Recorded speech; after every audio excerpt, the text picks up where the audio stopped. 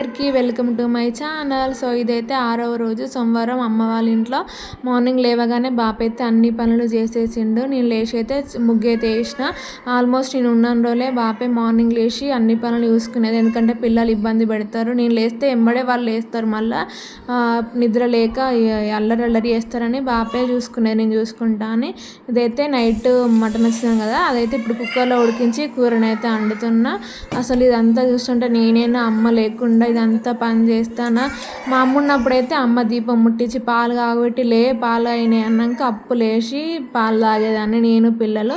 పెళ్ళికి ముందు కూడా అంతే, నేను అమ్మనే మొత్తం అన్ని పనులు చూసుకునేది. అక్క వాళ్ళు వచ్చినా కూడా వాళ్ళ పిల్లలు లేచినా కూడా నేను లేకపోయేది. రాముడు లే అని ఎంత వరినా కూడా నేను లేకుండేది.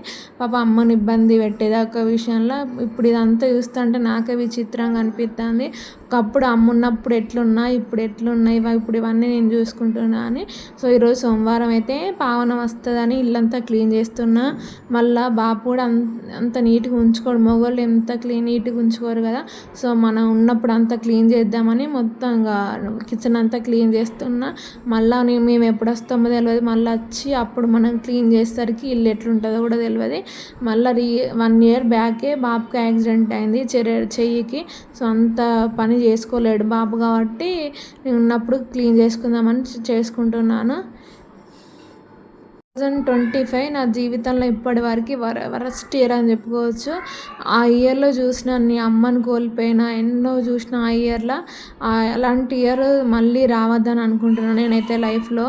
వరస్ట్కే వరస్ట్ ఇయర్ ఆ ఇయర్ అయితే. బాబుకి యాక్సిడెంట్, అమ్మాయి చనిపోవడం, మా ఫ్యామిలీలో చాలా ఇబ్బందులు అవ్వడం, ఎన్నో ఫేస్ చేసినాం ఆ ఇయర్ అయితే.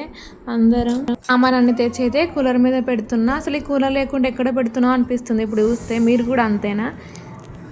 ఇక్కడైతే మొత్తం అంతా క్లీన్ చేసిన, బోల స్టాండ్ కూడా అంతా క్లీన్ చేసిన, టేబుల్ కూడా మొత్తం అంత సెల్ఫ్లన్నీ క్లీన్ చేసిన. మా అమ్మకు ఒక కోరిక ఉండే, నాకు చెప్పుండే చనిపోయే ముందు, ఆ టేబుల్ తీసేసి అక్కడ ఒక 2 సెల్ఫ్లు కట్టుకుందాం రా బాపుకి చెప్పని. ఇక బాపాకు ఇప్పుడు ఇబ్బంది ఉంటుందని, మనీ ఇబ్బంది అని వద్దతి తర్వాత చూద్దాం అన్నాడు. ఇక్కడైతే నేను ఇల్లంతా క్లీన్ చేస్తున్నా. మార్డర్ రూమ్ క్లీన్ చేసిన. ఏంటంటే అస్సలు వాటర్ పోవు, ఊడ్చి నడుము పోతుంది. వెనకట 50 ఏళ్ళ కింద అసలు ఇల్లు ఎట్లా ఎవరు కట్టిరో కానీ సరిగ్గా కట్టలేదు. మంచిగా స్లోపులా కడితే వాటర్ అనేటివి పోతాయి. అప్పుడు కూడా అమ్మున్నప్పుడు కూడా అందుకే అసలు ఇల్లు గడవకపోయేది, నేనే గడిగేదాన్ని పెళ్ళికి ముందు కూడా. పెళ్ళి తర్వాత ఇక అమ్మే బాపు మెల్లమెల్లగా కడుక్కొని స్టార్ట్ చేసారు. ఇక్కడ కింద కూడా అంతే.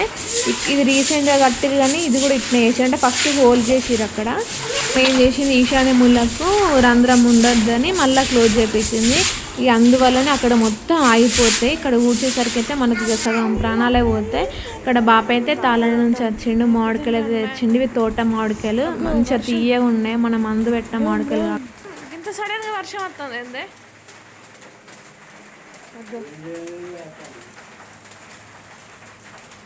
రాళ్ళు పడుతున్నాయా?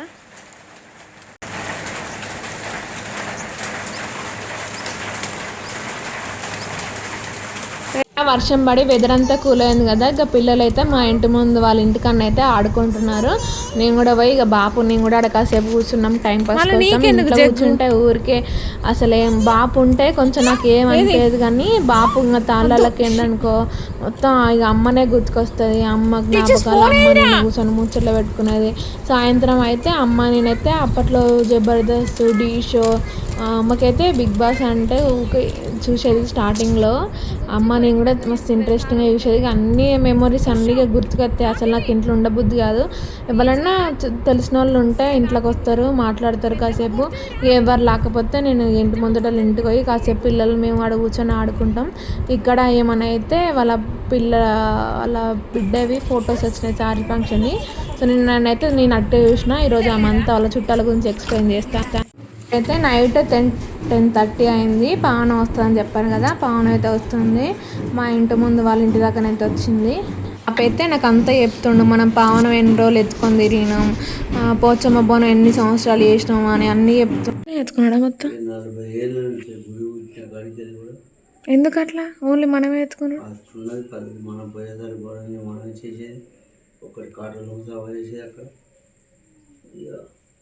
అమ్మ ఒక్కసారి ఏమో చేసినాం మన ఇంటికాడ పోచమ్మ, ఒక్కసారి ఏమో చేసినాం మనం పోచమ్మ. అంటే నాకు తెలిసినంత వరకే ఫస్ట్ మన ఇంటికాడ చేయించుతుంది అక్క పెళ్ళి అనుబంధం అదే మొగలు కుడుతులేరని బంద్ అది రాక మనం చేసాము గుడి ఫస్ట్ దేవుని గుడి ఉంటే అక్కడికి వెళ్ళి మనం అక్కడ కాటర్ వచ్చాము.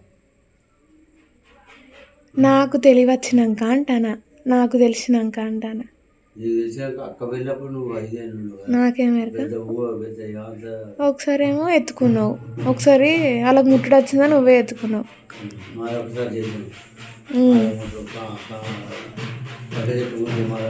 ఎత్తుకొని తిరగాలి ఒకసారి. పావన వస్తుంది. బాప అయితే బకెట్లో వాటర్ తెచ్చి రెడీగా ఉన్నాడు, ఎందుకంటే మన ఇక్కడ కాళ్ళు కడగాలి పావన తీసుకొచ్చేటోళ్ళకి.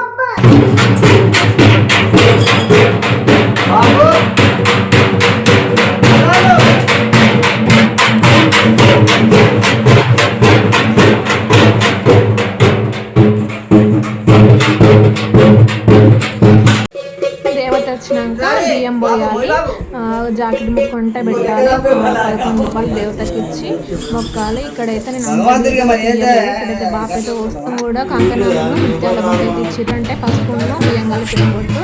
ఇంకే వీడియో ఈరోజుకి వీడియో వస్తే లైక్ చేయండి, సబ్స్క్రైబ్ చేయండి. Bye bye for watching.